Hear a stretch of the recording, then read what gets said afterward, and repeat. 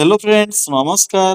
तो फ्रेंड्स देखंतु मैट्रिक और प्लस टू पास पिला मानक पई आसीछि। हेलो फ्रेंड्स नमस्कार। तो फ्रेंड्स देखंतु मैट्रिक और प्लस टू पास पिला मानक पई आसीछि एक रजा पुओ भली चाकरी रो नुवा नोटिफिकेशन। एथिरे आपनको 19,000 रु 28,000 पर्यंत पर मंथ सैलरी देखा मिलिबो। नो एप्लिकेशन फी रोची। एथिरे कौनसी प्रकार एप्लिकेशन फी नहीं। आपण माने एथिरे मागणार आवेदन करिपरिबे, फ्री ऑफ कॉस्ट रे आवेदन करिपरिबे। एवं एथिरे बोथ मेल और फीमेल पई पोस्ट होउची। उभय पुरुष और महिला प्रार्थी माने मध्य एही पोस्ट आवेदन करिपरिबे। निज मोबाइल फोन रे भी आवेदन करिपरिबे। तो चलंतु प्रथमे देखि नेबा जे यार फुल नोटिफिकेशन टी कोन रहउची। फ्रेंड्स एही भली नुवा नुवा सरकारी जॉब रो न्यूज़ पाइबा पई चैनल टी को सब्सक्राइब करी वीडियो टी को भी गोटिए लाइक करि नियंतु।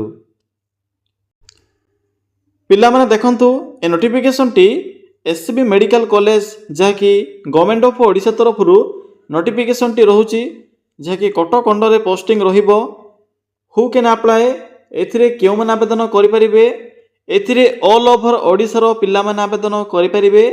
मागणार आवेदन करि परिबे, फ्री ऑफ कॉस्ट रे आवेदन करि परिबे। बोथ मेल और फीमेल पई एथिरे पोस्ट होउची। एथिरे जदि आमे सैलरी कथा कहिबा तेबे 19,000 रु 28,000 पर्यंत सैलरी रहिबो। प्रति मास सरकारी चाकरी रहिबो, गवर्नमेंट जॉब रहिबो। नेक्स्ट आसिला पोस्ट नेम। एथिरे डिफरेंट टाइप रो पोस्ट होउची, जेपरि कि एथिरे डाटा एंट्री ऑपरेटर बा डीओ पई पोस्ट होइबो। या सहित पीटीएस पई पोस्ट होउची। या सहित लैब अटेंडेंट पई एथिरे वैकेंसी रहउची। तो आपण माने एथिरे जे कोनसी पोस्ट रे मध्य आवेदन करि परिबे। आपण माने जदि जे पोस्ट पई भी एलिजिबल होतिबे सेम पोस्ट रे आवेदन करि परिबे। जदि आपण माने ए तीनटी जाको पोस्ट रे एलिजिबल होतिबे तेबे तीनटी जाको पोस्ट रे मध्य आवेदन करि परिबे। नेक्स्ट आसिला एजुकेशनल क्वालिफिकेशन। जदि आपण माने 10+2 पास करथिबे किबा ग्रेजुएशन कंप्लीट करथिबे तेबे पोस्ट आवेदन करि परिबे। किबा जदि आपण माने डीएमएलटी जदि कंप्लीट करथिबे तेबे आपण माने पोस्ट आवेदन करि परिबे। नेक्स्ट होचे एप्लीकेशन फी। देखंतु एथिरे आवेदन करिवार प्रोसेस टी फ्री ऑफ कॉस्ट होची। No application fee for all रहिबो। जनरल ओबीसी एससी एसटी सबु कास्ट रो पिला माने एथिरे फ्री ऑफ कॉस्ट आवेदन करि परिबे। आपण के एथिरे टंकाटिया मध्य पेमेंट करिवार आवश्यक नाही। नेक्स्ट आसिला एज लिमिट। एथिरे आवेदन करिवार मिनिमम एज लिमिट रहउची 18 वर्ष, मैक्सिमम होची 30 वर्ष। जदि आपणकर बयस 18 वर्ष मिनिमम एज कंप्लीट हे जाउथिबो तो ए पोस्ट आवेदन करि परिबे। मैक्सिमम 30 वर्ष रहउची। बाकी ओबीसी एससी एसटी और पीडब्ल्यूडी कैटेगरी पिला माने भी एथिरे एज रिलैक्सेशन पाई परिबे। नेक्स्ट आसिला सिलेक्शन प्रोसेस।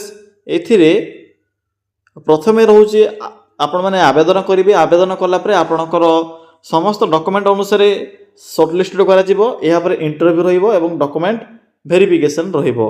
एथिरे कोनोसी प्रकार एग्जाम नाही, मेन होची इंटरव्यू।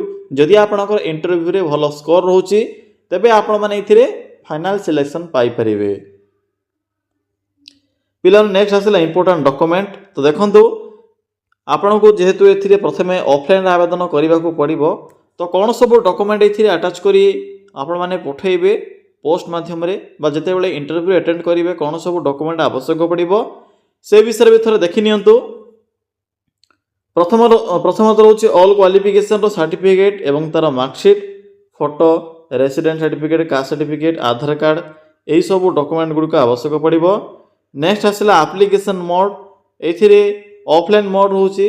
आपण को एथिरे स्पीड पोस्ट किबा रजिस्टर पोस्ट माध्यम रे आवेदन करिबा को पड़िबो।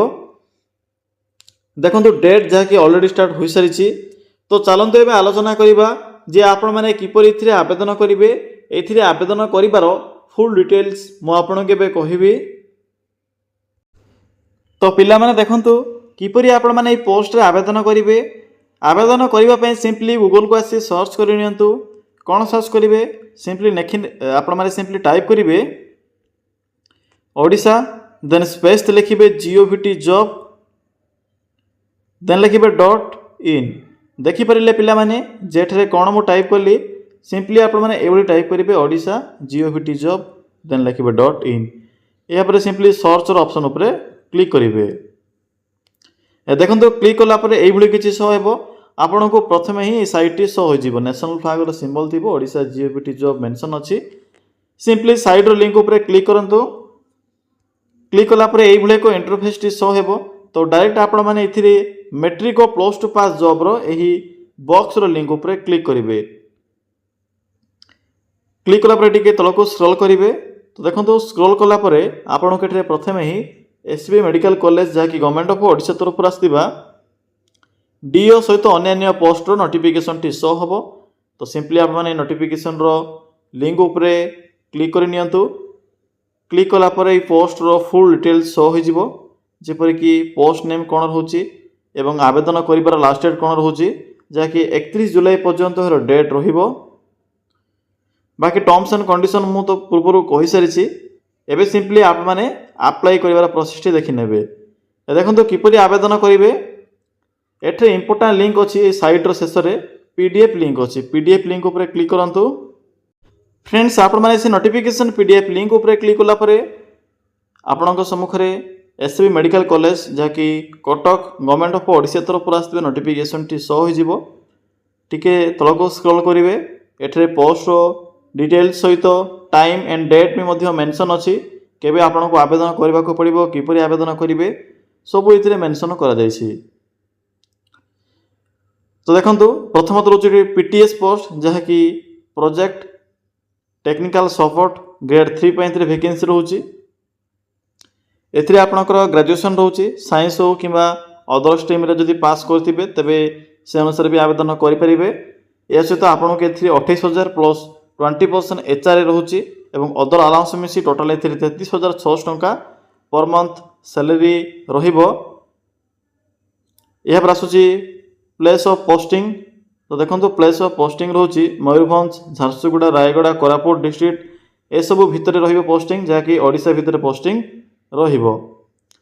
नेक्स्ट होची PTS जहाँकि प्रोजेक्ट टेक्निकल सपोर्ट ग्रेड 2 होची जहाँकि लैबोरेटरी अटेंडेंट बा लैबोरेटरी टेक्नीशियन पे वैकेंसी रहिबो।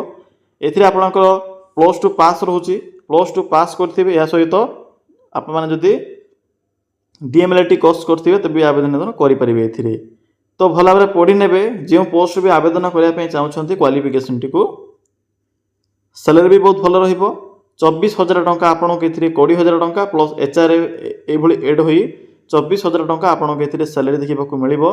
नेक्स्ट होची डाटा एंट्री ऑपरेटर बा DO पोस्ट एथिरे मध्ये आपनकर ग्रेजुएशन कंप्लीट रोचे एथिरे जेहेतु ग्रेड B पोस्ट रोचे ए DO पोस्ट रो तो ग्रेजुएशन पास रोचे किंबा +2 पास करथिले भी देखि परथिबे और अच्छे +2 पास करथिबे साइंस स्ट्रीम थिले मध्ये आवेदन करि परिबे कंप्यूटर कोर्स करथिले भी एथिरे आपनको 29,200 टंका पर मंथ सैलरी देखिबा को मिलिबो। यह प्रसिला प्लेस ऑफ पोस्टिंग सेम रोचे ए सब डिस्ट्रिक्ट गुडी करे पोस्टिंग रहिबो। बाकी टर्म्स एंड कंडीशन भला भाबरे पढ़िबे एप्लिकेशन फॉर्म अच्छी प्रिंट आउट काढी फिल अप करिवे जहाँ भी इथिरे डिटेल्स आपनको पछारिछि सब डिटेल्स गुडी को भला भाबरे फिल अप करी फोटो अटैच करिवे। या परे डॉक्यूमेंट किछि इथिरे मेंशन करा जायछि मु आपनको पूर्वरु मध्ये कहि सारिछि एथिरे भी मेंशन करा जायछि तो ये सब डॉक्यूमेंट गुडी को इथिरे अटैच करिवे। अटैच कला परे सिंपली आप माने जाई इंटरव्यू अटेंड करिवे एवं एप्लिकेशन फॉर्म टी को सेंड करिवे। तो फ्रेंड्स यही प्रोसेस द्वारा आप माने इथिरे आवेदन करि परिबे डेट ऑफ प्लेस बाकी इन्फॉर्मेशन मध्ये एथिरे मेंशन करा जायछि। तो जदि आपनको किछि भी डाउट लागे तेबे कमेंट सेक्शन में कमेंट करी जणाई परिबे।